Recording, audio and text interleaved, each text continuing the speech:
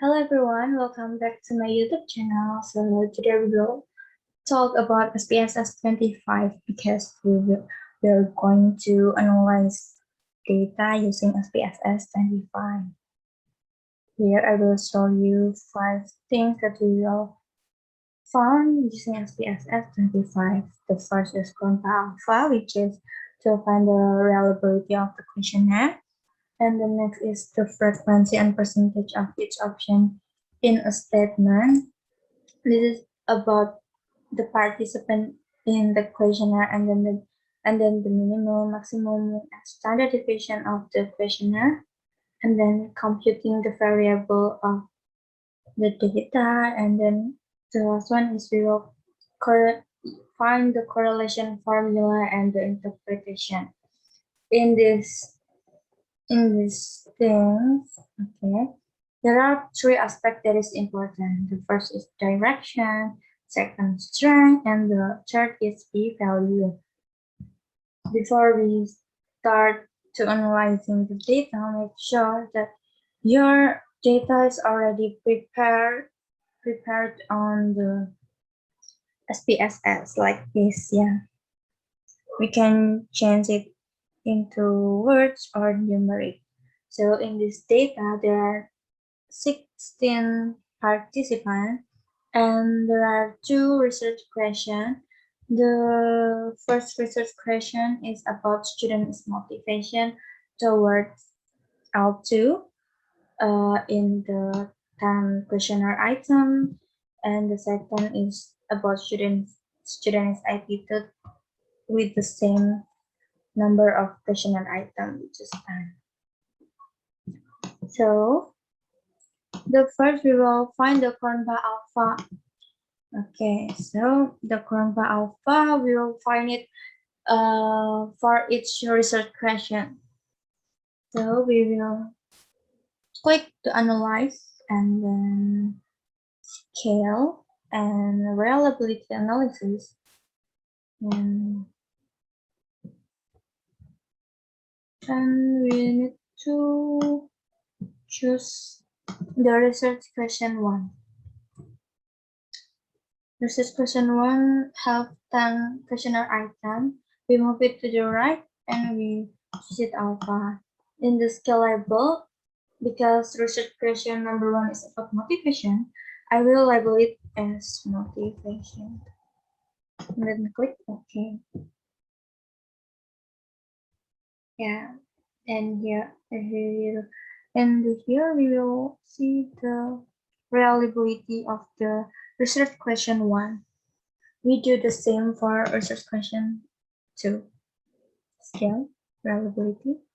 We need to move it all to back and just research question 2. Plug it and move it and then change it as edited. Yeah, we use it. We also have this reliability statistic. After that, we will talk about the reliability statistic. Okay. Wait. Okay, I will copy it and move it to this.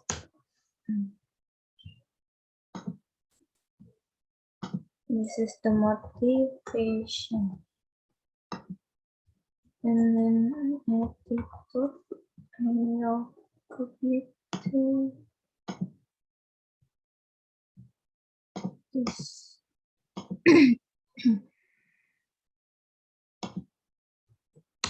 Okay, so we can see that the motivation is 0.700 and in the attitude 0.800.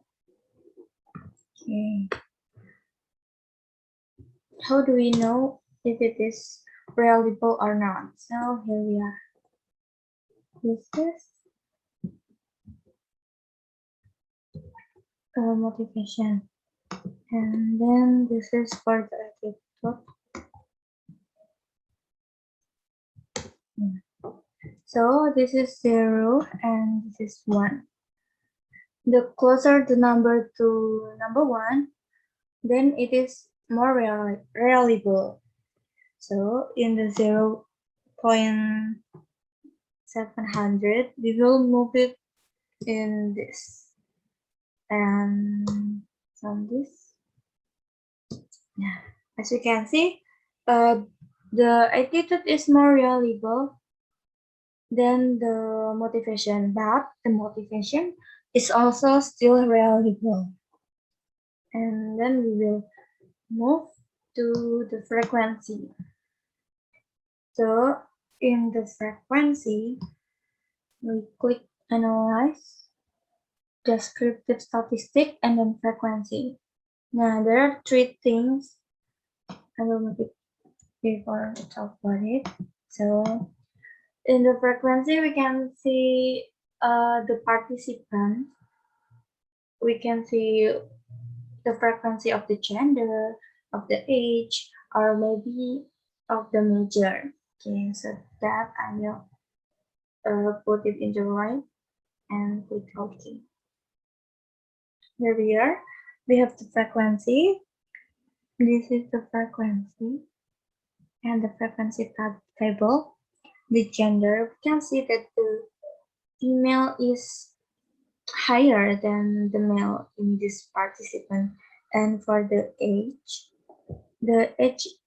is around 21 until 24 is mostly the participant that participate in this questionnaire.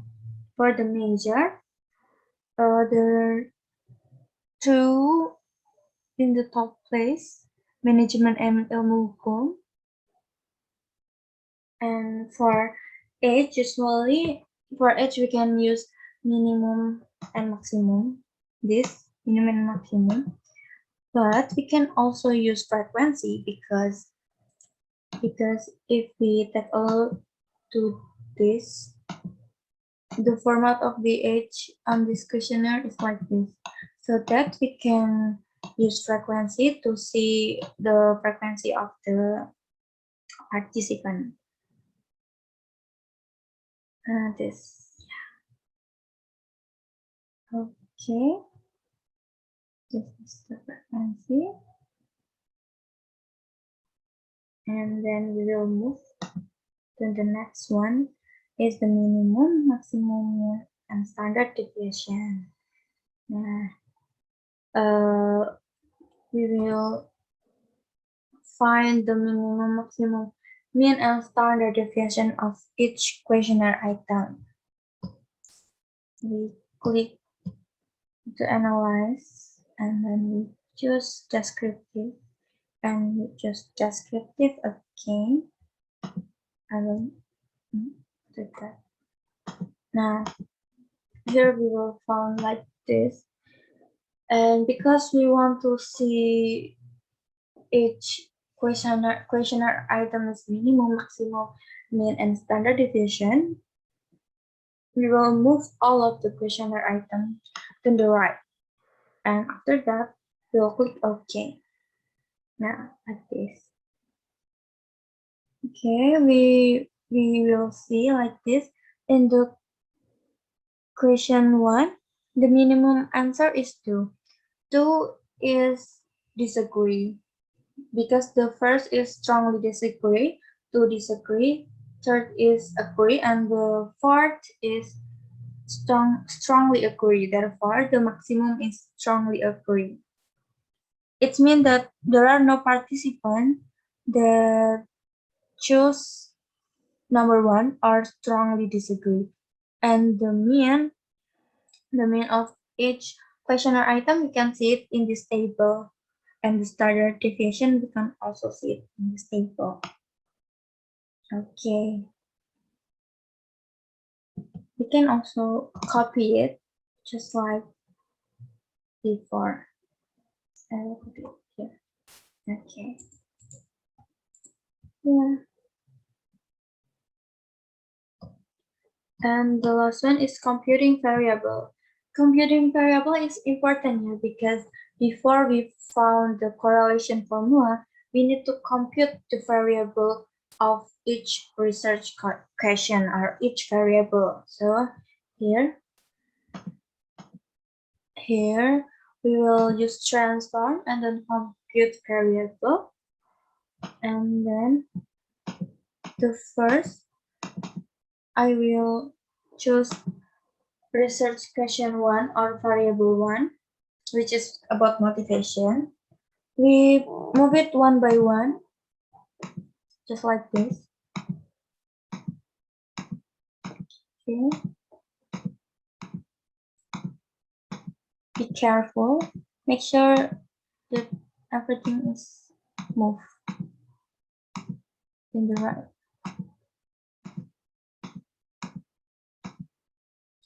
Now we cannot click OK because we need to type the target variable. Sorry. So in the target variable, I will type it as motivation. Motivation total. Click OK, and then we need to do it for the second variable, which is the attitude.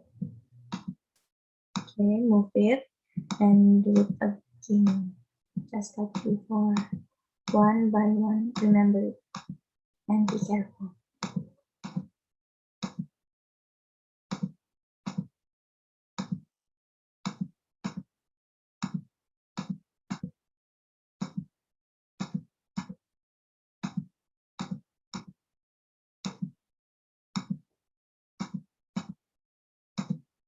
Don't forget to change the target variable.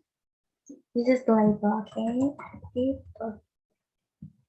Okay.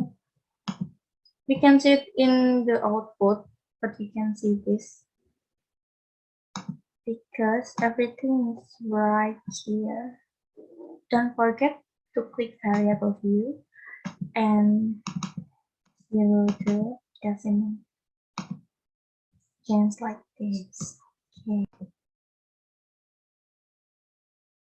So after we we get the computing variable of each research question, we will move to the next, which is correlation formula. We will correlate the two variables. We click analyze and then correlate by value. And we choose these two. Don't forget to check the Pearson correlation coefficient because we will use this, and then total and flex significant correlation. Click OK. Yeah. This is what we got. I will copy this. Yeah. So here. This. We will find three aspects in the correlation. The first is direction.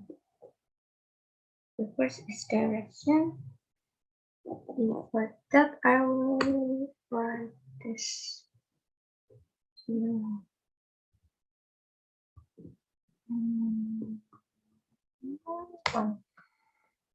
So, direction is to see whether the correlation is positive or negative. We can see it from Pearson correlation. Now, this Pearson correlation is 0.600 and so on.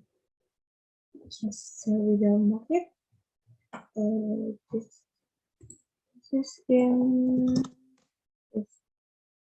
This is positive because in this, not in the negative. So we can see that the direction is positive. Direction is positive. And the strength there are three: weak, moderate, and strong. And we will see 0.600 is in the between 0 and 1. Therefore, we can see it as a moderate. Moderate. If the present correlation around here, which is 0.1, then we can conclude that is weak, and if it in this area, which is 0.8 or 0.9, we can conclude as a strong. And the p-value, p is the significant, yeah, p is the significant, and we should see this. So type it 0.01, and then the significant is 0.0.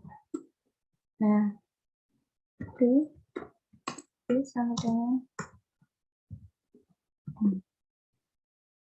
p is bigger than 0.001. This we can find in this. If the p is bigger than this, then it is not significant. If p is smaller than this, then it is significant. We can see that this data is not significant. After that,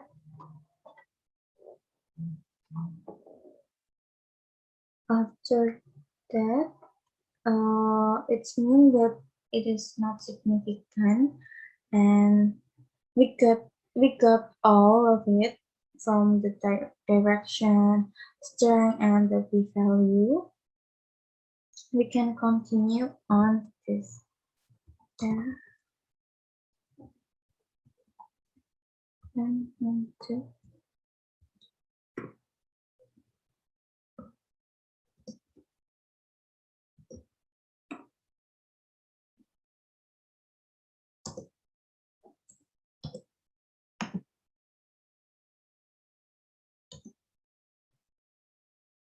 This is the correlation. N is the frequency or the participate. How many percent is participate? In this data, there are 16 participants, so that this is 40.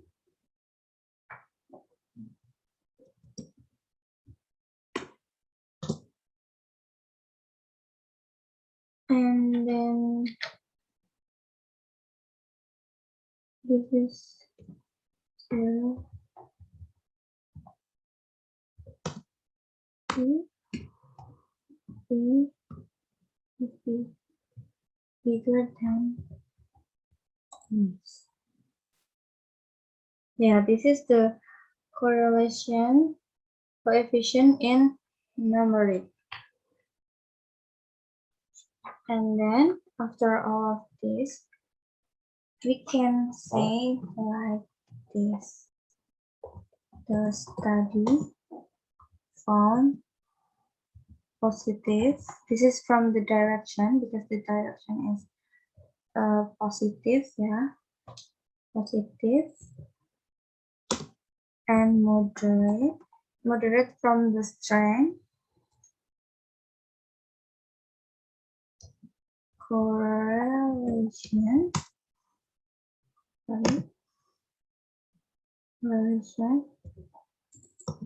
between learners is motivation and motivated towards learning L2. Nah, after that, because the P is higher than the significant, we can say that the study found